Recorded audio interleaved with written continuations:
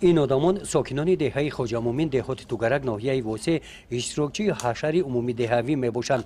با دعوت جماعت دهات طبق قاعده‌های گیگینی سانیتاری برای بی‌ضررگردانی گرد و اطراف انشاءات آبرسان را دیوار گرفته محکم میکنند.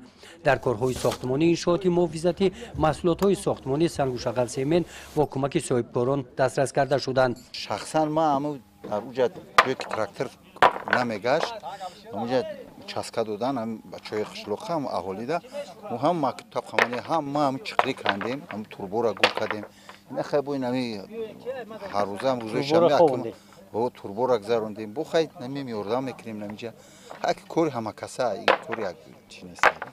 مدت یک هفته در شفت چاه عمودی طریق اشر کارهای ساختمانی دو حوض ذخیروی آب نوشاکی به انجام رسیده است.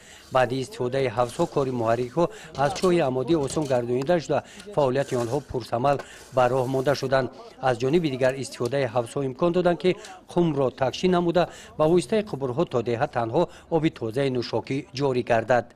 ما باشندگان دهه خواجه مومن با تشبث صاحبکاران سخاوتمند دهه از مثال با مقدار 7 کیلومتر آب رو به دهه رساندن. ما از اینها می نداریم.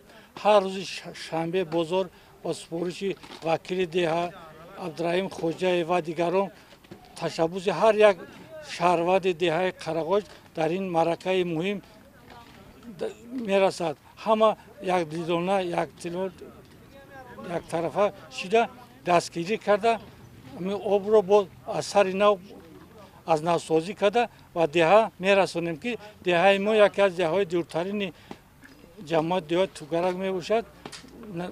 برای نرسیدن آب نوشاکی بسیار تنقیسی میکرد. از تنقیسی آب نوشاکی آزاد شدن. مثال همه درست همه از صاحبکاران که دستگیری میکنن با ما آب میرسونن می ندارن. قابل ذکر است که انشاءات مذکور در دوره کارهای آبادانی بخشیده به 35 سالگی جشن استقلال دولتی با دستگیری صاحبکاران دهه خواجه مومن و کمک ساکنان دهه طریق اشر ساخته شده مشکلات دهه خواجه مومن را با آب نوشاکی تامین نموده است. گزارش خواجه نظریف خدای نظر ظهوروف از ناحیه واسه برای برنامه اطلاعاتی نوید.